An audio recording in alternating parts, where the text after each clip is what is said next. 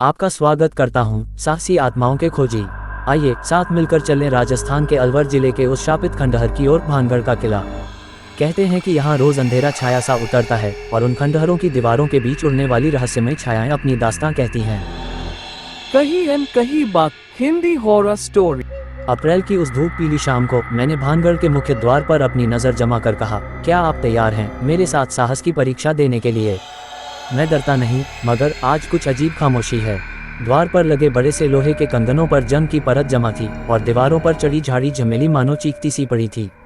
एक क्षण के लिए मुझे महसूस हुआ कि किसी ने मेरे कंधे पर हाथ रखा हो, पर मेरे साथी मित्र पीछे थे, लंच बॉक्स हाथ में लिए हंसते हुए।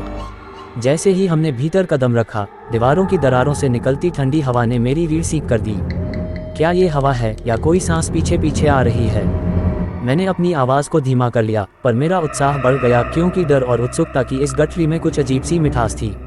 अंधेरे का पहला सितारा अभी उदय ही हुआ था जब मैंने दीवार के पास एक हल्की सी चमक देखी, जैसे किसी ने मोमबत्ती जलाई हो, मगर वहां तो हमने कोई चलती लौ नहीं देखी। देखो वहां, क्या तुम्हें भी कुछ दिखाई दे रहा है?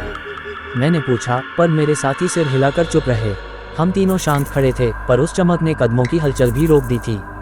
धीरे धीरे चमक फीकी पड़ गई और हमें एहसास हुआ कि वह कोई लौ नहीं, बल्कि एक धुंधली सी आकृति थी, बढ़ती, सिकुड़ती, फिर एम्फीथिएटर के जैसी दीवारों पर भागती। मेरी धड़कनें गूंजने लगीं। ये लेकिन कैसे? मैंने अपनी जेब से मोबाइल निकाला, फ्लैश ऑन करके देखा, पर स्क्रीन पर बस अंधेरा ही अंधेरा। फिर अचानक ऊपर से छत के खंडहरों के बीच वह आकृति जमीन पर उतर गई और गायब। जैसे ही हमने कदम आगे बढ़ाया, दीवारों से धीमी फुसफुसाहटें आने लगी, बाहर निकल जाओ, वापस मत आओ। आवाजें इतनी मंद थी कि मुझे लगा शायद हवा के झोंके का भ्रम है। फिर एक जोर की टिटकिन हुई, जैसे कोई भारी पांव जमीन पर पड़े हों। यार, मुझे अब वापस जाना है, मेरे एक मित्र ने कांपती आवाज में कहा। पर मैंने मन बनाया था, नहीं, अभी हम तो शुरुआत ही कर रहे हैं, चलो अंदर का हाल देखते हैं, मैंने उत्साह से जवाब दिया, अपने आप को भी यकीन दिलाते हुए। हम तीनों धीरे धीरे राजा मानसिंह द्वार की ओर बढ़े। कहा जाता है कि उस दरवाजे के पीछे राजा की आत्मा अभी भी बैठी है, शपथ लेती है कि जिसने भी किले की मरम्मत की कोशिश की, उसे भयंकर अंजाम भुगतना पड़ा। मुझे हंसी आई, हंसी या फिर डर, समझ नहीं आया। मुख्य चौक में पहुंचे तो चारों ओर अधजली दीवारें और जर्जर खंभे थे। तभी अचानक चौक के कोने में खड़ी एक आकृति ने मेरी नजर खींच ली, पूरा काला, सिर पर चादर ओढ़े हुए। वह बिना हिले डुले खड़ी रही, मानो हमारे आने का इंतजार कर रही हो। मैंने पूछा, कौन हो तुम? यहाँ क्या कर रहे हो? वह चीखा, एक ऐसी आवाज़ जिसमें गुस्सा और कड़वाहट दोनों भरपूर थी। हमने झट से पीछे हटना चाहा, पर पैर जमे चक्रव्यूह में थे। उसने अपना चेहरा ढीली चादर से झोंका और मैं एक पलक में ही कांप उठा। चेहरा पूरी तरह से टूटा फूटा, आंखों में आंसू, मुंह से झरझर खून टपक रहा था, पर आवाज़ में वेदना भी थी, पुकार भी। यह मेरा घर था, मेरा शहर था, तुम लोग अधूरे रख गए। उसकी आवाज़ फूटी जैसे कोई जंजीर टूट रही हो। अचानक चौक में हवा बहरी और लगे कि एक भारी कदम चलने लगा, नाप खाए पांव हल्के से जमीन पर धंस रहे हों। मेरे साथी चीखे, भागो यार, लेकिन मैं अपनी जगह जकड़ा गया था। डर, जिज्ञासा, अजीब सी उलझन थी। कहीं ऊपर से टिमटिमाती एक लौ झपकी लेकर गिर पड़ी। चारों ओर की दीवारों पर कालिक सी स्याही लथपथ हो गई और फिर उस काले साए ने एक जोर की हवा छोड़ी, जिससे मेरे बाल उड़ गए, मेरी सांस घुटने लगी। तभी से मैंने सुनना शुरू किया, किसी की बुदबुदाहट। क्यों आए, निकल जाओ। दिखाई दिया, जमीन के एक कोने में कोई ढेर, जैसे मिट्टी खोदी गई हो। झांक कर देखा, वहां हड्डियां थीं, हड्डियां जो शायद उस काले साए की थीं या किसी और की, जिनको उसने अपने साथ दबा रखा था। मेरा सीना भर आया, आंखों में आंसू, मगर पीछे हटना बिगड़ा नहीं। मैंने अपना हाथ हड्डियों पर टिकाया, तापमान हिम जैसा ठंडा। ये सब क्यों हुआ? मैंने धीरे से कहा, और तभी मैंने पीछे मुड़कर देखा, वह काला काया हमारे बिल्कुल पास खड़ी, सिर झुकाकर हमें घूर रही थी। उसकी आंखों में शायद दया भी थी और बदला भी।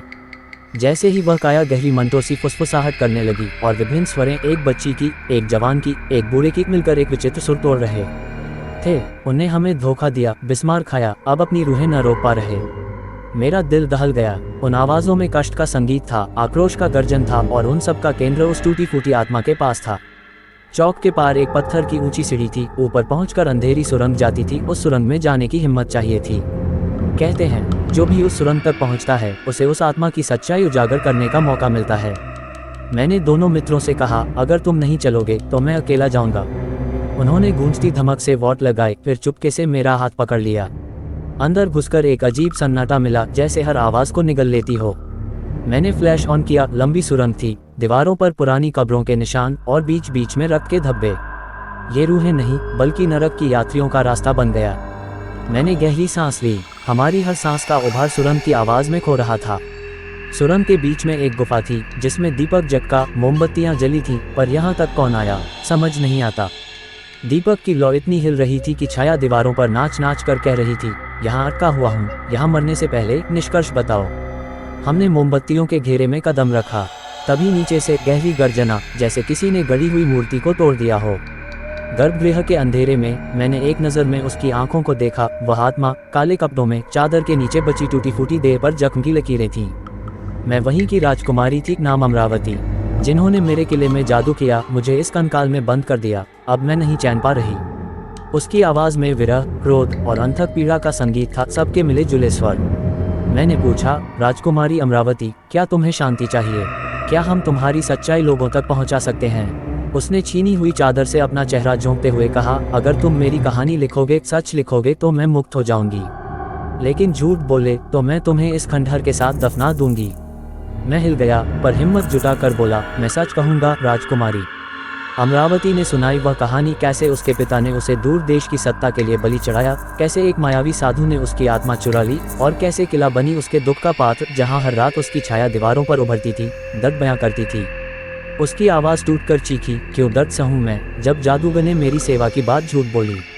हमने जल्दी जल्दी नोट्स लिए, हर जख्म, हर शब्द। किले से बाहर निकलते हुए सुबह की पहली किरण दिखी। अमरावती की छाया दीवार पर तैरती रही, धीरे धीरे फीकी होती, फिर गायब। उसे शांति मिली थी या मैं ही नहीं जानता, पर मेरे मन में एक अजीब सी ठंडक थी, खुशी भी, गम भी। मैंने दिन भर उस कहानी को स्कूल के बच्चों की तरह दोहराया, गर्म चाय की गंध के बीच, हर शबाब पर। देखो, ये किला निराशा का घर नहीं, बल्कि अमरावती की आज़ादी का स्मारक बनना चाहिए। मैंने चिल्लाया। रात को जब मैं सोया तो सपना आया, वह अमरावती सफ़ेद वस्त्रों में मुस्कुरा कर चली गई, अपने किले को पीछे छोड़कर। अगली सुबह जब मैंने अपने कैमरे की SD कार्ड कंप्यूटर में लगाया तो जो मैंने देखा उसने मेरे रोंगटे खड़े कर दिए। भानगढ़ के खंडहरों में जो मैंने सब कुछ कैमरे से कैप्चर किया था, वह सिर्फ धुंधली तस्वीरें और खाली फुटेज नहीं थे। उनमें बीच बीच में एक फीकी लेकिन पक्की आवाज़ रिकॉर्ड हुई थी।